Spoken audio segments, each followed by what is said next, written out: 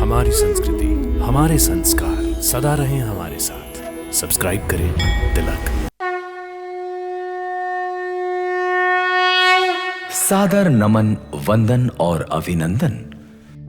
भक्तों, हमारे देश में अनेकानेक देवी देवताओं के अलावा 9 नाथ और 84 सिद्ध भी हुए हैं जो सहस्त्रों वर्षों तक जीवित रहते हैं और आज भी अपने सूक्ष्म रूप में वे लोक में विचरण करते हैं। भक्तों, श्रीमद् भागवत महापुराण के 6ठे स्कंद के 7वें अध्याय में वर्णन आता है कि देवराज इंद्र की सेवा में जहां देवगण और अन्य सहायक गण थे तो वहीं नाथ शामिल रहते थे। जिस प्रकार 9 नाथों में गुरु गोरखनाथ का नाम आता है, उसी प्रकार 84 सिद्धों में बाबा बालकनाथ का नाम आता है। लोगों की मान्यता है कि बाबा बालकनाथ भगवान शिव का अंशावतार है।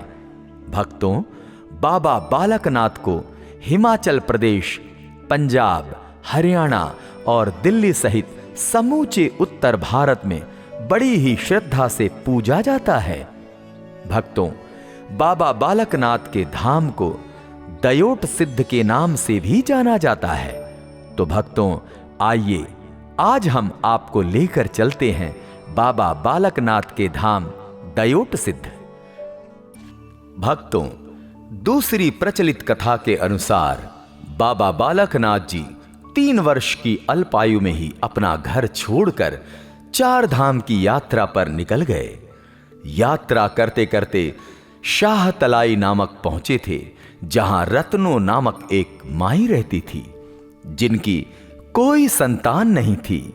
उन्होंने बालकनाथ को अपना धर्मपुत्र बनाया और अपनी गौएं चराने का काम करवाती और भोजन हेतु लस्सी रोटी देती। बाबा जी गौएं लेकर जाते और गौओं को छोड़कर ध्यान और साधना में लीन हो जाते, जिससे गायें लोगों की फसलें चर लेती थी। इसी प्रकार 12 वर्ष बीत गए। लोग माई रत्नों के पास शिकायत लेकर आने लगे। एक दिन माई रत्नों ने बाबा जी को 12 वर्ष रोटियां खिलाने और लस्सी पिलाने का ताना मारा। माई रत्नों का ताना सुनकर बाबा जी को क्रोध आ गया। उन्होंने क्रोधित होकर पेड़ के तने और जमीन पर चिमटा मारा। चिमटा मारते ही माई रत्नों ने बाबा जी को 12 वर्षों में जितनी रोटियां खिलाई, वो सारी रोटियां पेड़ के तने से बाहर निकल आई और जितनी लस्सी पिलाई थी, वो सारी लस्सी जमीन से निकलकर बहने लगी। दूसरे शब्दों में कहें तो बाबा बालकनाथ जी ने अपने चमत्कार के द्वारा माई रत्नों की 12 वर्ष की लस्सी और रोटियां एक पल में उसे वापस लौटा दी। जब 12 साल पूरे हुए, अब उनके जाने का समय आ गया, तो उन्होंने बहाना बनाया कि उन गायों ने लोगों के खेत खा लिए।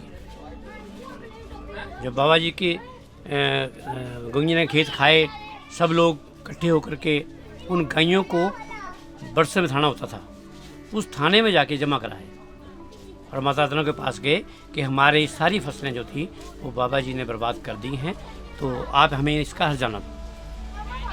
तो उस हर्जाने के लिए अब माता रत्नों बाबा के पास आती है कि हमने गायें चराने के लिए रखा है, तो तूने गायें कैसे खेतों में जाने दी, कि हाँ क्यों नहीं रखा। उन्होंने जैसे कहा तो उन्होंने कहा और गैया कहाँ हैं, मतलब गैया घर में हैं।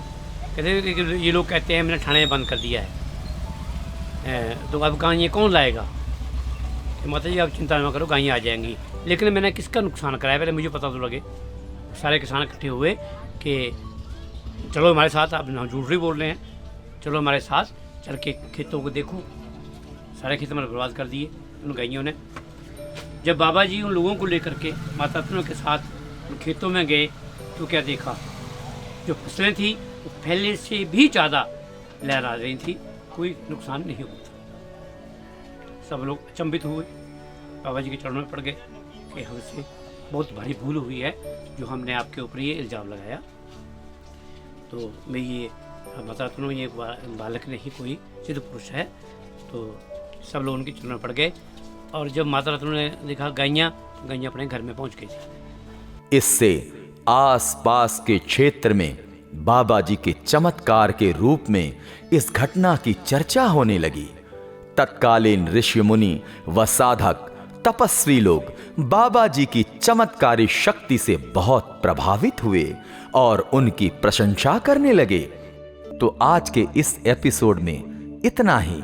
एक नए धाम की यात्रा में फिर मिलते हैं। नमस्कार, प्रणाम।